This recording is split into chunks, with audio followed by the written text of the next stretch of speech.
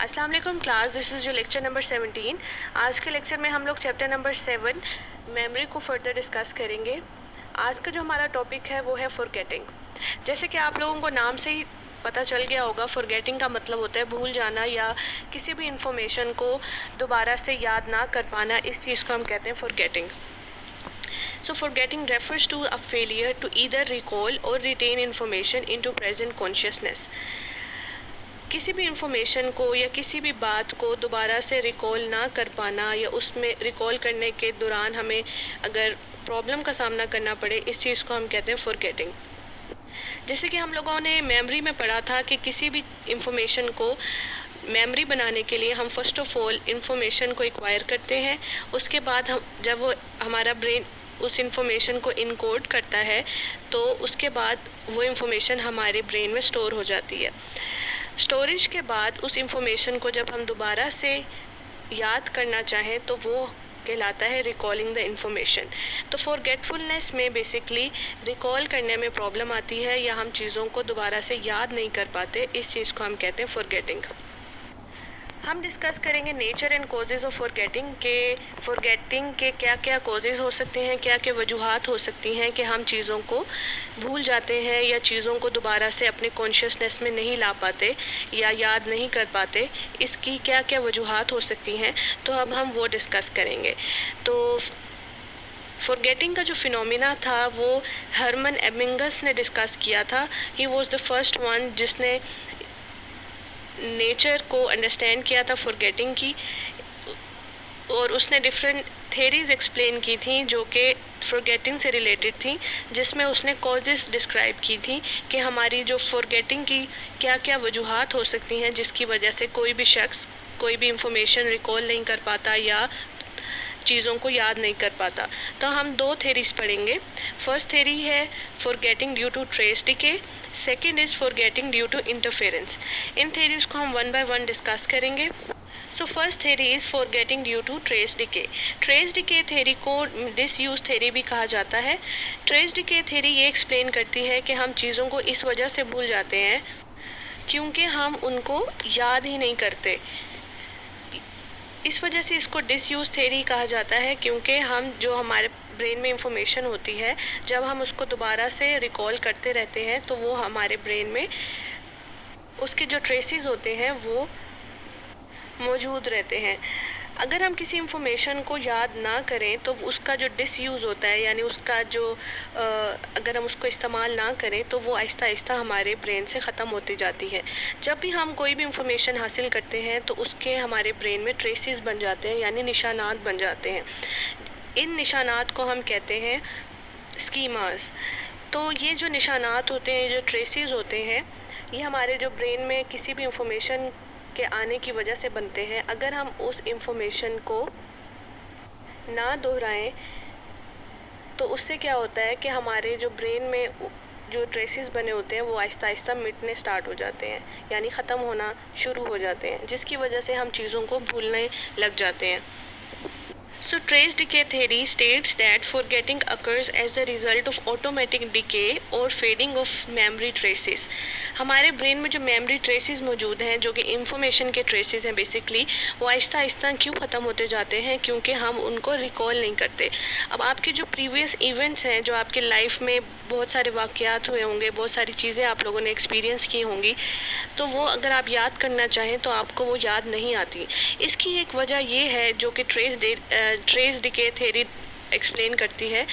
According to this theory कि हम इस वजह से उन मेमोरीज़ को याद नहीं कर पाते क्योंकि वो उसके जो ट्रेसेस हैं आहिस्ता आहिस्ता ख़त्म हो रहे हैं हमारे ब्रेन में से। ख़त्म होने की वजह ये है कि हम उस इंफॉर्मेशन को रिकॉल नहीं करते, जिसकी वजह से वो आहिस्ता आहिस्ता ट्रेसेस हमारे ब्रेन में से ख़त्म होते जा रहे हैं। इस वजह से हम उस इंफॉर्मेशन को भूल जाते हैं। फॉर एग्ज़ाम्पल, आप किसी ट्रिप पे गए और उस दौरान जो भी आपकी चीज़ें आप लोगों ने विटनेस की या जो चीज़ें आपने एक्सपीरियंस की, बाद में आपने कभी उसको रिकॉल ही नहीं किया, ठीक है? तो कभी आपके रिकॉल ना करने की वजह से वो जो ट्रेसेस थे वो आहिस्ता आहिस्ता डिके करते गए। फिर एक दिन अगर आप उसके बारे में सोचते हैं कि उस दौरान या उस इवेंट के दौरान क्या क्या चीज़ें हुई थी, तो आपको याद नहीं आती। उसकी वजह ये है कि वो उसके जो ट्रेसेस थे वो बहुत पुराने हो गए थे, जिसकी वजह से वो ट्रेसेस आहिस्ता आहिस्ता ब्रेन से ख़त्म होते गए। इसकी वजह से आपको वो अब मेमोरी याद नहीं आ रही, क्योंकि आपने पहले कभी उसको रिकॉल नहीं किया, और आहिस्ता आहिस्ता क्योंकि वो मेमोरी पुरानी होती जा रही थी, तो उसके जो ट्रेसेस थे वो आपके ब्रेन से ख़त्म होते गए। सो ये है ट्रेस डिके थ्योरी, जो कि एक्सप्लेन करती है वन ऑफ द रीज़न्स कि हम क्यों चीज़ों को भूल जाते हैं। तो ये है trace decay theory. Next theory is forgetting due to interference. According to this theory, ये थ्योरी ये चीज़ एक्सप्लेन करती है कि हम चीज़ों को इस वजह से भूल जाते हैं क्योंकि हम जब न्यू इन्फॉर्मेशन लेते हैं अपने इन्वायरमेंट से, तो उस न्यू इन्फॉर्मेशन की इंटरफेरेंस की वजह से हमें पिछली चीज़ें भूल जाती हैं। यानी जब हम नई चीज़ों को एक्सपीरियंस करते हैं, नई इन्फॉर्मेशन हासिल करते हैं, जो हमारी पिछली इन्फॉर्मेशन होती है उसमें इंटरफेरेंस आ जाता है नई इन्फॉर्मेशन के आने की वजह से, तो इस वजह से हम पिछली चीज़ों को रिकॉल नहीं कर पाते। एक तो ये रीज़न है। सेकंड रीज़न जो ये थ्योरी एक्सप्लेन करती है वो ये है कि हम नई चीज़ों को इस वजह से भूल जाते हैं, नई इन्फॉर्मेशन को, क्योंकि जो हमारी पिछली इन्फॉर्मेशन है उसका इंटरफेरेंस होता है, जिसकी वजह से हम नई इन्फॉर्मेशन को भूल जाते हैं। जैसे आपकी पिछली मेमोरीज़ हैं, अगर आप वो याद करना चाहें तो आपको इस वजह से याद नहीं आती क्योंकि आपका जो नई इन्फॉर्मेशन है, जो आप न्यू इन्फॉर्मेशन हासिल कर रहे हैं या न्यू एक्सपीरियंसेस कर रहे हैं, न्यू मेमोरीज़ बना रहे हैं, उसकी इंटरफेरेंस की वजह से पिछली मेमोरीज़ तक आपकी रसाई नहीं हो पाती। तो ये दो फीचर्स हैं या दो कंपोनेंट्स हैं जो कि ये थ्योरी एक्सप्लेन करती है। दो तरह की इंटरफेरेंस की बात करते हैं ये लोग, यानी 2 टाइप्स ऑफ इंटरफेरेंस होती है। एक है retroactive interference, second is proactive interference. So what is retroactive interference? Retroactive interference में ये होता है कि हमारी जो न्यू इन्फॉर्मेशन है वो हमें याद रहती है और पिछली इन्फॉर्मेशन उस नई इन्फॉर्मेशन के आने की वजह से हमें भूल जाती है। So retroactive interference is that interference in which previously learn information is mixed up with the new information. यानी जो नई इन्फॉर्मेशन होती है वो डोमिनेंट हो जाती है और जो प्रीवियस इन्फॉर्मेशन होती है वो ख़त्म हो जाती है। तो इस चीज़ को हम कहते हैं रेट्रोएक्टिव इंटरफेरेंस। इसमें हम एग्जांपल देख लेते हैं कि कुछ स्टूडेंट्स को कहा गया कि, यानी उनको बताया गया कि उनको कुछ चीज़ें याद करने के लिए दी गई, जिसमें उनको वर्ल्ड वॉर 1 के बारे में बताया गया। वर्ल्ड वॉर 1 की जो वॉर थी उसकी इंफॉर्मेशन दी गई। कुछ हफ्तों के बाद उनको वर्ल्ड वॉर 2 के टॉपिक को पढ़ाया गया। तो ये देखा गया कि स्टूडेंट्स में वर्ल्ड वॉर 2 की जो इंफॉर्मेशन थी वो बाकी थी और वो वर्ल्ड वॉर 1 भूल चुके थे कि वो उन्होंने उसमें क्या पढ़ा था। तो जो हमारी जो प्रीवियस इंफॉर्मेशन थी यानी वो भूल चुके थे और जो नई इंफॉर्मेशन हासिल की वो उनको याद थी। तो इसका मतलब ये है कि रेट्रोएक्टिव इंटरफेरेंस से मुराद जो हमारी नई इंफॉर्मेशन है वो मिक्सअप हो जाएगी प्रीवियस इंफॉर्मेशन के साथ, तो हमें नई इंफॉर्मेशन याद रहेगी।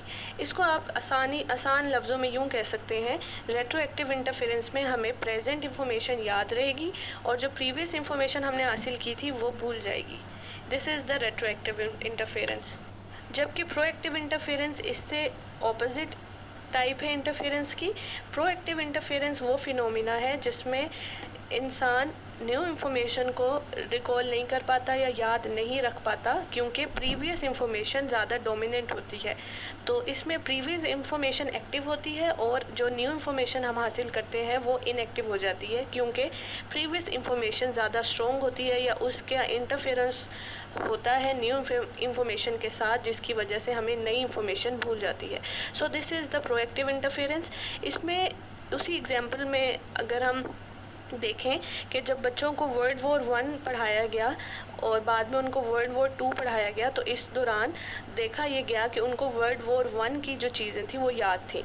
तो उनकी जो इंटरफेरेंस थी वो प्रोएक्टिव इंटरफेरेंस थी कि उनको नई जो इन्फॉर्मेशन है वो समझ में नहीं आई या वो याद नहीं रख पाए, क्योंकि जो प्रीवियस इन्फॉर्मेशन थी वो ज़्यादा स्ट्रॉन्ग थी। तो अकॉर्डिंग टू दिस थेरी हमारे पास दो तरह की इंटरफेरेंस होती है, retroactive interference and proactive interference, जिसकी वजह से हम चीज़ों को भूल जाते हैं। रेट्रोएक्टिव इंटरफेरेंस में ये होता है कि हम नई इन्फॉर्मेशन हासिल करने की वजह से प्रीवियस भूल जाते हैं, और प्रोएक्टिव इंटरफेरेंस में ये होता है कि प्रीवियस इंफॉर्मेशन स्ट्रॉन्ग होती है, जिसकी वजह से हम नई इंफॉर्मेशन हासिल नहीं मतलब स्टोर कर पाते हैं या उसको भूल जाते हैं। तो इसमें आप डिफरेंस आपको आई होप समझ में आ गया होगा। तो अकॉर्डिंग टू दिस थेरी हम इंटरफेरेंस की वजह से चीज़ों को भूल जाते हैं, चाहे वो नई इंफॉर्मेशन की इंटरफेरेंस हो या प्रीवियस इंफॉर्मेशन की इंटरफेरेंस हो। उसके बाद आप लोग ये एक पिक्चर देख सकते हैं जिसमें रेट्रोएक्टिव इंटरफेरेंस और प्रोएक्टिव इंटरफेरेंस को एक पिक्चर में दिखाया गया है, जिसमें एक एक्सप्लेनेशन दी गई है कि रेट्रोएक्टिव इंटरफेरेंस में हमारी जो न्यू इंफॉर्मेशन होती है वो प्रीवियस इंफॉर्मेशन के साथ किस तरह से इंटरफेयर करती है, और प्रोएक्टिव इंटरफेरेंस हमें हमारी जो प्रीवियस इंफॉर्मेशन है वो हमारी न्यू इंफॉर्मेशन के साथ किस तरह से इंटरफेयर करती है। तो आप इसको देख के भी इन दोनों इंटरफेरेंस के दरमियान डिफरेंस को याद कर सकते हैं। लास्टली हम लोग ये डिस्कस करेंगे हाउ टू मिनिमाइज़ इंटरफेरेंस, कि ये जो इंटरफेरेंस हमें होती है या इंटरफेरेंस का जो हमें सामना करना पड़ता है हमारी मेमोरी में, कि हम उसको रिकॉल नहीं कर पाते और हम भूल जाते हैं, तो हम इसको किस तरह से मिनिमाइज़ कर सकते हैं या किस तरह से कम कर सकते हैं। तो जैसे कि हम लोगों ने पढ़ा कि interference is the major cause of forgetting, तो हम इसको किस तरह से अवॉइड कर सकते हैं। तो फर्स्ट ऑफ़ ऑल हम इस तरह से अपने स्टडी पैटर्न्स को अरेंज करें ताकि हम सिमिलर चीज़ों को एक साथ ना पढ़ें। जो चीज़ें सिमिलर होती हैं तो वो मिक्सअप हो जाती हैं। तो हमें चाहिए कि हम जब स्टडी करने लगें या किसी भी चीज़ को याद करने लगें तो हमें सिमिलर चीज़ों को एक साथ याद नहीं करना चाहिए। यानी अगर एक चीज़ दूसरे से सिमिलर है तो आप पहले एक कंपोनेंट उसको याद कर लें, उसके बाद कोई डिफरेंट चीज़ याद कर लें, ताकि जब आप उस सिमिलर चीज़ को याद करेंगे जो कि पहली चीज़ से सिमिलर थी तो आपका मिक्सअप ना हो। तो अकॉर्डिंग टू दिस फिनोमिना अगर हम इंटरफेरेंस को मिनिमाइज़ करना चाहते हैं तो हमें इस तरह से अपनी स्टडी को अरेंज करना चाहिए कि हम चीज़ों को डिफरेंट चीज़ों को एक साथ याद करें। यानी अगर दो चीज़ें एक जैसी हैं तो उन एक जैसी चीज़ों को एक साथ याद ना किया जाए, एक चीज़ को किसी ऐसी चीज़ के साथ याद किया जाए जो उससे थोड़ी डिफरेंट हो, ताकि आपको मिक्सअप ना हो चीज़ें। ठीक है, एक तो ये तरीका है कि इंटरफेरेंस को मिनिमाइज़ करने का। सेकंड तरीका ये है कि इंटरफेरेंस को मिनिमाइज़ करने के लिए अगर आप एक सब्जेक्ट कोई भी पढ़ रहे हैं तो आप दूसरे सब्जेक्ट को पढ़ने से पहले थोड़ा सा वक्फ़ा दें। यानी आप थोड़ा सा टाइम दें एक सब्जेक्ट को दूसरे सब्जेक्ट को पढ़ने के दौरान थोड़ा सा टाइम दें, ताकि आपकी जो इन्फॉर्मेशन है वो मिक्सअप ना हो जाए। यानी अगर आपने जैसे स्टैट्स का कोई टॉपिक पढ़ा है तो और आपने मैथ्स का भी टॉपिक पढ़ना है, तो स्टैट्स और मैथमेटिक्स थोड़े से रिलेटेड सब्जेक्ट्स हैं। तो उस दौरान आपको क्या चाहिए, या तो आप पहले स्टैट्स का काम कर लें, उसके बाद आप कोई और सब्जेक्ट इंग्लिश का काम कर लें, और उसके बाद आप मैथ्स का काम कर लें। या तो ये तरीका है। अगर ऐसा नहीं है तो आप यूँ कर सकते हैं कि अगर आपने स्टैट्स का कोई काम कर लिया है तो उसके बाद आप रेस्ट करें।